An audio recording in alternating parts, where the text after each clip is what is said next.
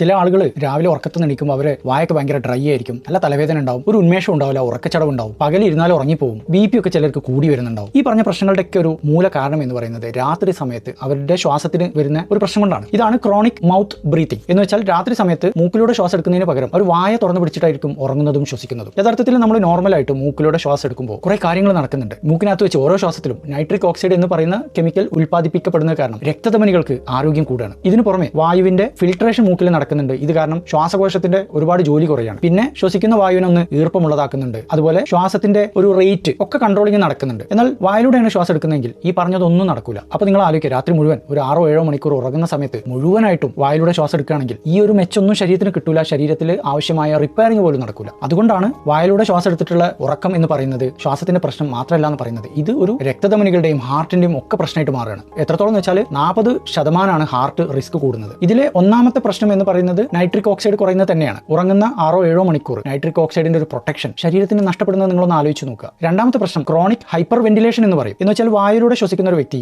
എപ്പോഴും ഭയങ്കര സ്പീഡിലായിരിക്കും ശ്വസിക്കുക. അതുപോലെ അവരുടെ ശ്വാസത്തിന്റെ ആഴം കുറവായിരിക്കും. അപ്പോൾ നല്ല സ്പീഡിൽ ശ്വസിക്കുകയും ചെയ്യും. ഇത് കാരണം പെട്ടെന്ന് തന്നെ ശരീരത്തിൽ നിന്നും കാർബൺ ഡൈ ഓക്സൈഡ് പുറത്തേക്ക് പോവാണ്. കാർബൺ ഡൈ ഓക്സൈഡ് ഒരു പരിധിന്റെ അപ്പുറം കുറയുകയാണെങ്കിൽ രക്തധമനികൾ ചുങ്ങാൻ തുടങ്ങുകയാണ്, ശരീരത്തിലെ ആസിഡിന്റെ അളവൊക്കെ താളം തെറ്റാണ്, മൊത്തത്തിൽ ശരീരത്തിലൊരു ആങ്സൈറ്റിയുടെ ലെവൽ കൂടുകയാണ്. അപ്പോൾ ഉറങ്ങുന്ന 6-7 മണിക്കൂർ ശരീരം ഇങ്ങനെ ഒരു പാനിക് മോഡിലാണ് പിന്നീട് പോവുക. മൂന്നാമത്തത്, വായിലൂടെ ശ്വാസം എടുത്ത് ഉറങ്ങുന്ന ഒരു വ്യക്തിയെ സംബന്ധിച്ചിടത്തോളം സ്ലീപ്പ് അപ്നിയ എന്ന് പറയുന്ന അവസ്ഥ ഉണ്ടാവാനുള്ള സാധ്യത ഭയങ്കര കൂടുതലാണ്. അതിന് കാരണം എന്താ വെച്ചാൽ വായ തുറന്ന് പിടിച്ച് ശ്വസിക്കുമ്പോൾ നാവ് പുറകോട്ട് തള്ളുന്നുണ്ട്, കഴുത്തിലുള്ള ടിഷ്യൂസ് എല്ലാം കൂടെ ആ ഒരു വായു സഞ്ചാരത്തെ തടസ്സപ്പെടുത്തുന്ന ഒരു അവസ്ഥ ഉണ്ടാവുകയാണ്. ഇത് കാരണം ഉറക്കത്തിന്റെ ഇടയിൽ ഓക്സിജന്റെ അളവ് കുത്തനെ കുറയാണ്, പലപ്പോഴും ഉറക്കം ബ്രേക്ക് ആവാണ്. അത് അവർ പോലും അറിയുന്നുണ്ടാവില്ല. നാലാമത്തെ പ്രശ്നം, നമ്മുടെ ശരീരത്തിലെ സിമ്പത്തറ്റിക് സിസ്റ്റം എന്ന് വെച്ചാൽ ടെൻഷനൊക്കെ ഉള്ള സമയത്ത് ശരീരം എത്തുന്ന ഒരു അവസ്ഥ, അത് ഉറക്കത്തിൽ ആ ഒരു ടോണിലാണ് ഉണ്ടാവുക. ശരീരത്തിന്റെ റിലാക്സേഷൻ ഉണ്ടാവില്ല, രാത്രി റിപ്പയറിംഗ് നടക്കൂല, ഉറങ്ങുന്ന സമയത്ത് സ്ട്രെസ് ഹോർമോണും ഹൃദയമിടിപ്പും ബിപിയും കൂടി തന്നെ ഇരിക്കും. അഞ്ചാമത്തെ പ്രശ്നം, വായ വരണ്ടിരിക്കുന്ന കാരണം വായക്കകത്തുള്ള നല്ല ബാക്ടീരിയകൾ നശിപ്പിക്കപ്പെടുകയാണ്. അത് കാരണം വിട്ടുമാറാത്തൊരു നീർക്കെട്ട് വായക്കകത്ത് വന്നുകൂടായില്ല. ഈ വായക്കകത്ത് വരുന്ന ക്രോണിക് ഇൻഫ്ലമേഷൻ പതുക്കെ പതുക്കെ രക്തത്തിൽ അലിഞ്ഞ് ശരീരം ഒട്ടാകെ നീർക്കെട്ടുണ്ടാക്കുന്ന ഒരു അവസ്ഥയിൽ എത്തിപ്പെടും. അപ്പോൾ വായിലൂടെ ശ്വാസം എടുക്കുന്ന ഒരു വ്യക്തിയെ സംബന്ധിച്ചിടത്തോളം നൈട്രിക് ഓക്സൈഡ് കുറയാണ്, കാർബൺ ഡൈ ഓക്സൈഡിന്റെ അളവും കുറയാണ്. ഇത് കാരണം രക്തധമനികൾ ചുങ്ങിപ്പോവാണ്. രക്തധമനികൾ ചുങ്ങുന്ന കാരണം ബിപി കൂടുകയാണ്. ബിപി കൂടുന്ന കാരണം ഉറക്കത്തിന്റെ ക്വാളിറ്റി കുറയാണ്. അത് കാരണം സ്ട്രെസ് ഹോർമോൺ കൂടുകയാണ്. സ്ട്രെസ് ഹോർമോൺ കൂടുമ്പോൾ ശരീരത്തിലെ ഇൻഫ്ലമേഷൻ നീർക്കെട്ട് കൂടുകയാണ്. അങ്ങനെ വരുമ്പോൾ വീണ്ടും മൂക്കടപ്പ് വരികയാണ്. മൂക്കടപ്പ് വരുമ്പോൾ ഇയാൾ വായിലൂടെ തന്നെയാണ് വീണ്ടും ശ്വസിച്ചുകൊണ്ടിരിക്കുക. അങ്ങനെ വരുമ്പോൾ അത് സ്ലീപ്പ് അപ്നിയായിട്ട് മാറുകയാണ്. സ്ലീപ്പ് അപ്നിയ വരുമ്പോൾ ശരീരത്തിൽ ഓക്സിജന്റെ അളവ് കുറയാണ്. അത് കാരണം ഹാർട്ടിന് കൂടുതൽ വർക്ക് എടുക്കേണ്ടി വരികയാണ്. ഹാർട്ട് കൂടുതൽ വർക്ക് എടുക്കുമ്പോൾ രക്തധമനികളുടെ കേട് കൂടിക്കൂടി വരികയാണ്. അത് പിന്നീട് ബിപി കൂട്ടാണ്. ഇങ്ങനെ ബിപി കൂടുന്നത് കാരണം പതുക്കെ ഹാർട്ടിന് കേട് വരികയാണ്. പക്ഷാഘാതം വരെ ഉണ്ടാക്കാനുള്ള സാധ്യതയിലേക്ക് പോവാണ്. ഇനി നിങ്ങളിൽ ആരെങ്കിലും വായിലൂടെ ശ്വാസം എടുത്തിട്ടാണോ രാത്രി ഫുൾ ഉറങ്ങുന്നത് എങ്ങനെ തിരിച്ചറിയാം? ഒന്നെങ്കിൽ നിങ്ങളുടെ കൂടെ ഉറങ്ങുന്ന വ്യക്തിക്ക് അത് മനസ്സിലാക്കാൻ പറ്റും. അതല്ലെങ്കിൽ നിങ്ങൾ രാവിലെ എണീക്കുമ്പോൾ വായ വരണ്ടിട്ടാണോ, തലവേദന ഉണ്ടോ, കൂർക്കം വലി നിങ്ങൾക്ക് ഉണ്ടാവാറുണ്ടോ, പകൽ സമയത്ത് ക്ഷീണാണോ, മൂഡ് ഓഫ് ആണോ, വായനാറ്റം കൂടുതലുണ്ടോ, സ്ഥിരമായിട്ട് മൂക്കടപ്പുണ്ടോ, ഇങ്ങനെയൊക്കെയാണെങ്കിൽ സൂക്ഷിക്കണം.